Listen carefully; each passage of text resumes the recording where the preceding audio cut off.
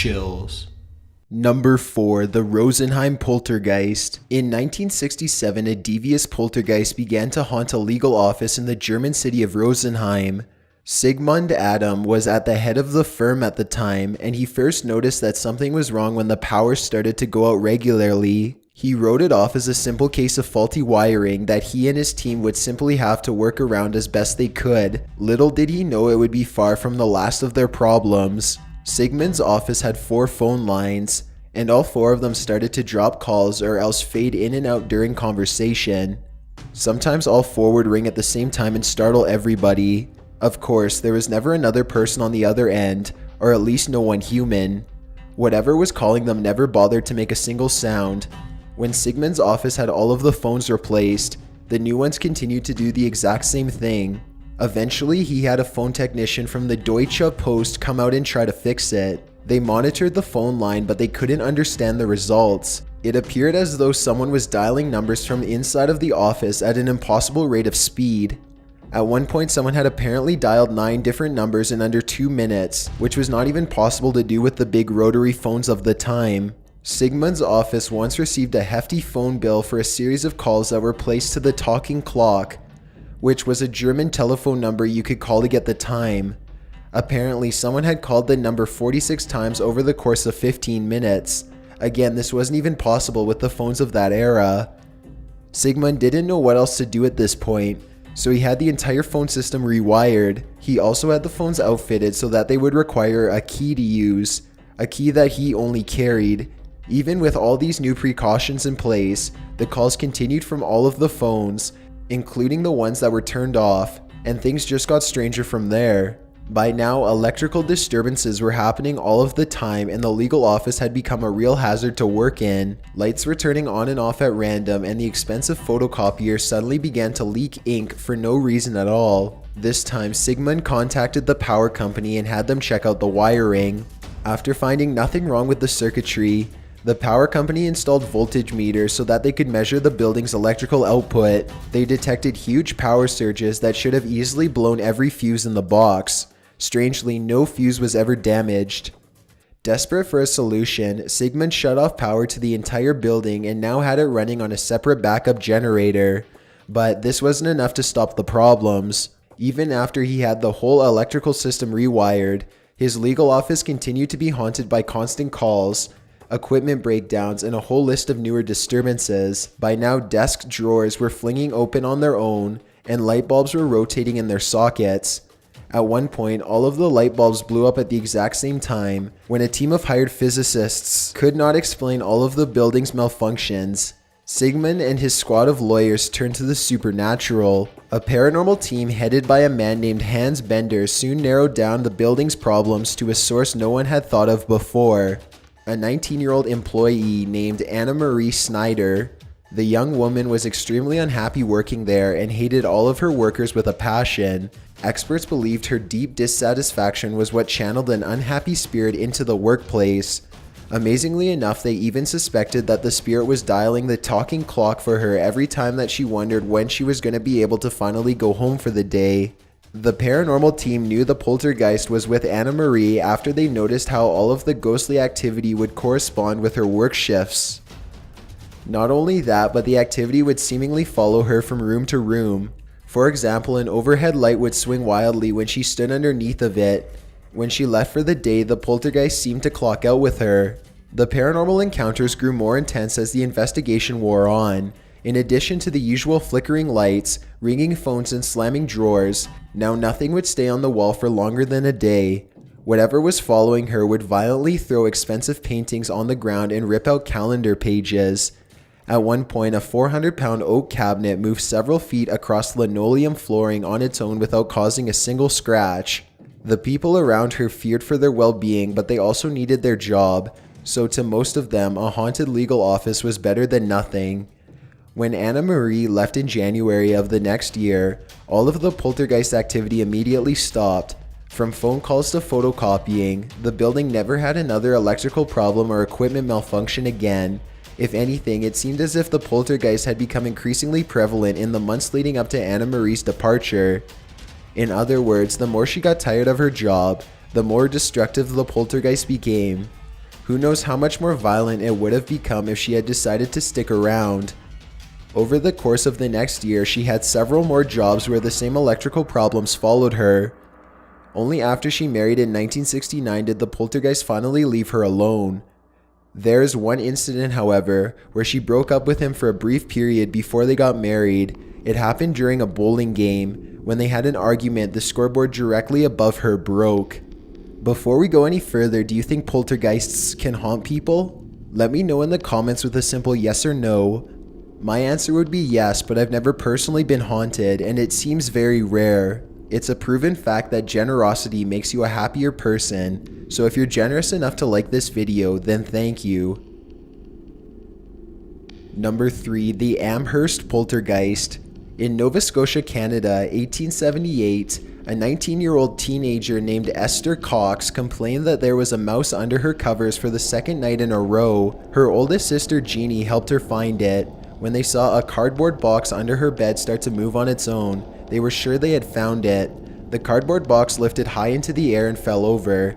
There was no mouse underneath, which meant that the box had been moving on its own for the entire time. It was the first paranormal encounter of many that would leave the Teed family completely terrified. The next night, Esther became mysteriously red and swollen. She awoke screaming in pain. Suddenly, there was a series of explosive bangs somewhere very close by. Esther's family says that the pains and swellings went away after these loud noises subsided, and she managed to fall back asleep. 4 nights later, the vicious swelling was back. This time, Esther's clothes were torn off of her body by an invisible force that made her scream. Her mother, Olive, came back into the room to calm her down and remake her bed. As soon as she left, the covers were thrown on the floor. There would be no rest for her this night. When her father, John, came to tuck her in, her pillow flew in the air and hit him in the face. More explosive sounds came from under her bed. They were felt throughout the whole house. Then everything went back to normal.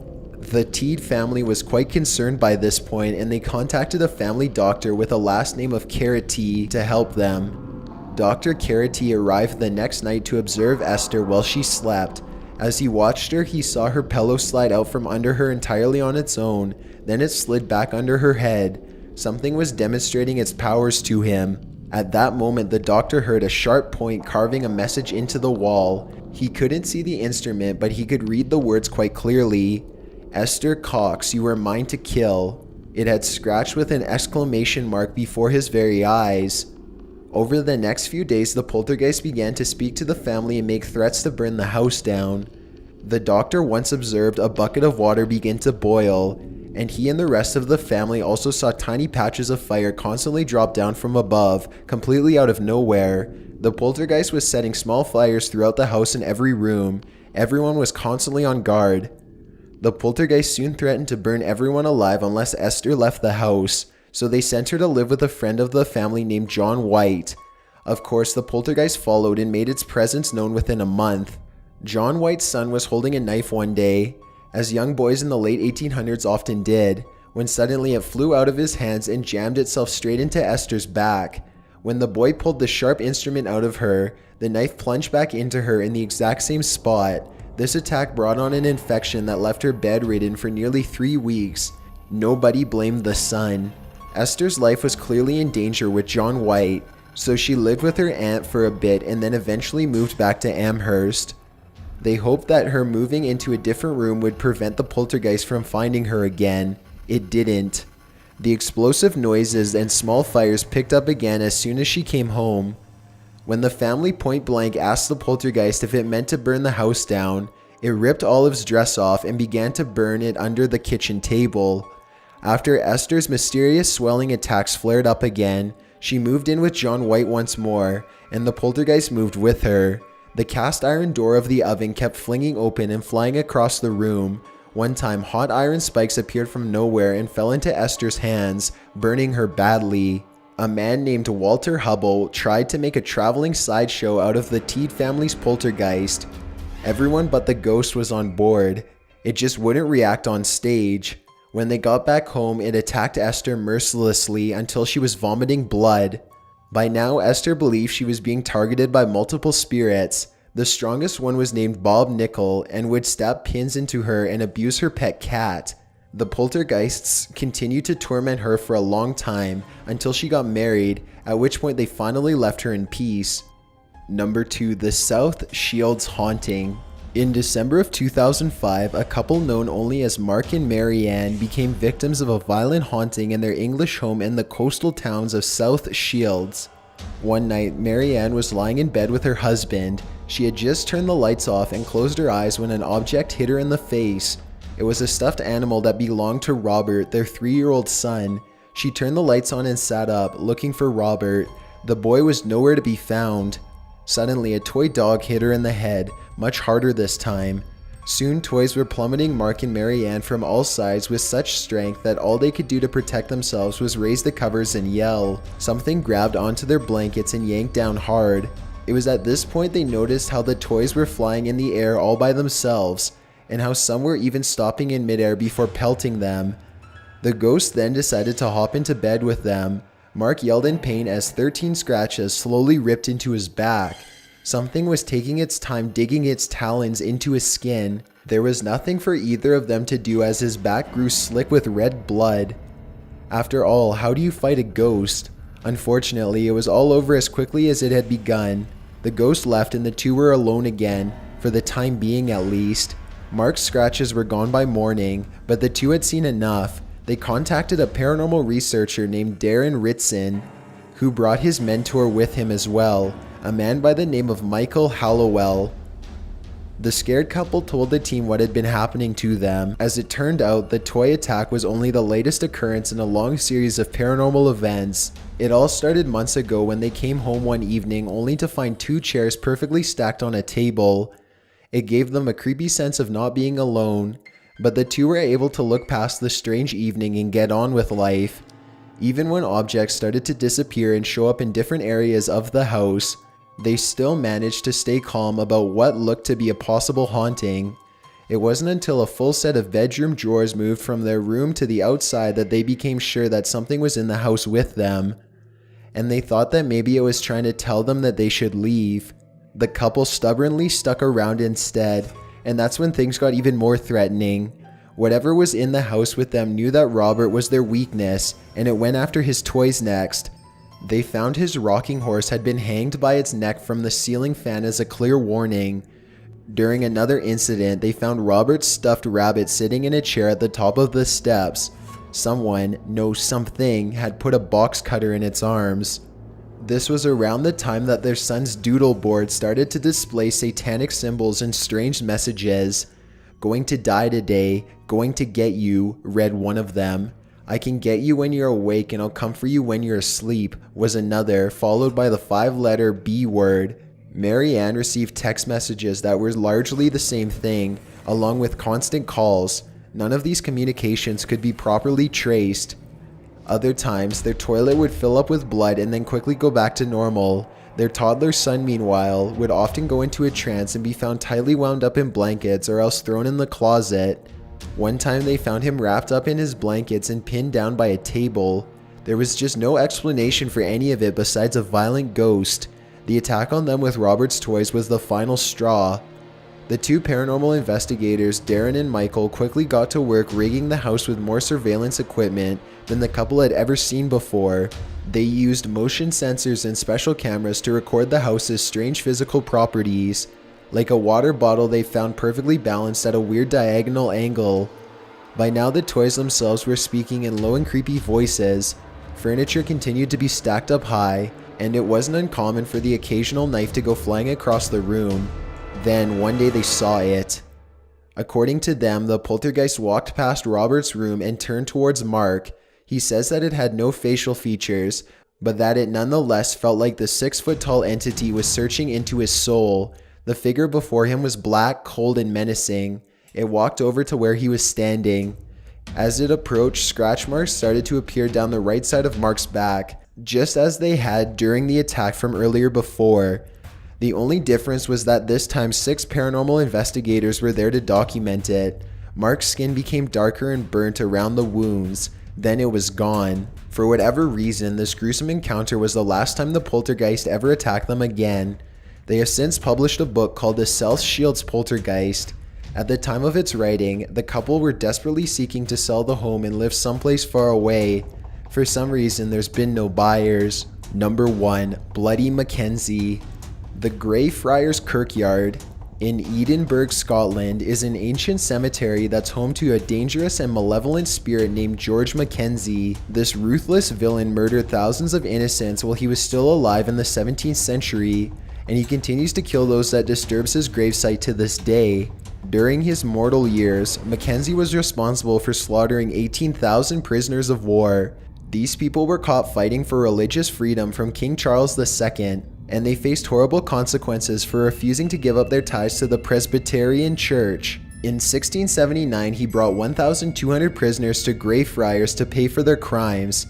He originally had 3,000 of them, but most were publicly tortured without mercy until their heads were cut off. The remaining victims were left to starve to death while shivering in the Scottish winter. This dark period of history, known as the Killing Time, earned him the nickname of Bloody MacKenzie. The evil man died in 1691, and he was buried at the nearby Greyfriars Kirkyard, inside the Black Mausoleum. There he remained undisturbed for over 300 years until a homeless person broke inside in 1999.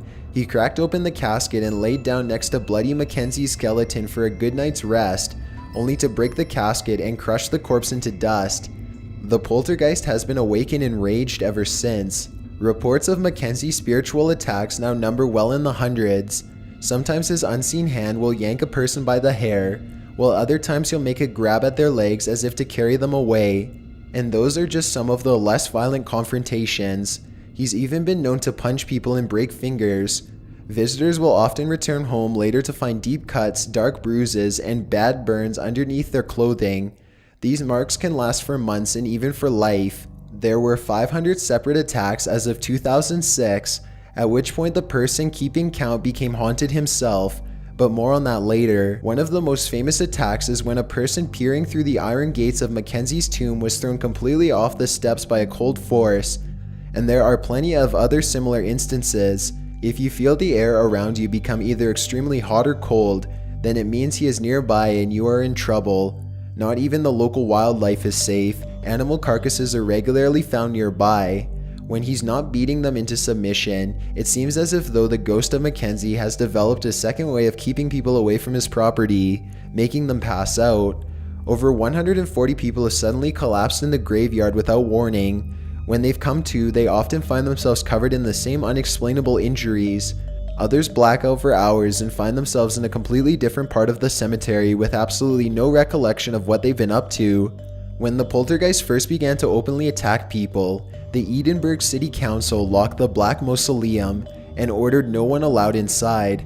Years later, a local resident named Jan Andrew Henderson eventually convinced them to allow tours. That's when the paranormal activity increased exponentially, and also when his own life became threatened as well. Jan Andrew was also the one who interviewed witnesses at length over their experiences with Greyfriar Kirkland poltergeist. He quickly accumulated over 75 pages of first-hand accounts and wrote a book called The Ghost That Haunted Itself. Around this time was when the hauntings extended to 4 houses nearby, including his own. As smashed plates and floating objects quickly became the norm around his household, the brave paranormal investigator continued at length to interview victims and piece together information for common clues. They often spoke of strange footsteps during the tour, and they also smelled sulfur and other powerful stenches shortly before being attacked. Sometimes Bloody MacKenzie appeared as a white apparition, while other times you couldn't see him at all as your fingers suddenly broke. A mysterious house fire soon wiped out all of Jan Andrews' findings at the height of his research. He was sure that Bloody MacKenzie was displeased with all of his snooping around and has caused the fire. He quickly took the hint and moved far away. He is sure that Bloody MacKenzie was displeased with all of his snooping around and had caused the fire. He quickly took the hint and moved far away. A minister named Colin Grant was another person who thought he could get rid of Greyfriars Kirkyard of Bloody MacKenzie once and for all. The man went with a journalist named Claire Gardner to perform an exorcism on the haunted graveyard. He said he could see visions of babies lying dead with their mothers, who were reaching out to him for help. Their presence soon became overwhelming and Colin knew that he had met his match. He He told Claire that he refused to go anywhere near the Black Mausoleum because he knew that bloody MacKenzie's spirit was strong enough to kill him. He performed a brief exorcism at the outskirts of the property and left. Sure enough, he was found dead soon after. Before you go, I wanted to tell you about the giveaway I'm hosting. But first off, thanks for watching, and leave a like so I know you made it to the end of the video. Don't forget to subscribe because I upload new videos every week. My name is Chills, and I'm thanking you all for your support by giving away 3 $100 Amazon.com gift cards. It's completely free to enter, and you can enter the giveaway by visiting the link at the very bottom of the description. It doesn't matter when you're watching this video, because top15s.net/giveaway will automatically direct you to my most recent giveaway. See the terms and conditions on the linked page for full details. If you want to follow me on social media, my Twitter is at YT_chills, and my Instagram is at DylanIsChillinYT, with underscores instead of spaces. Feel free to send me a DM if you have any questions or suggestions. See ya.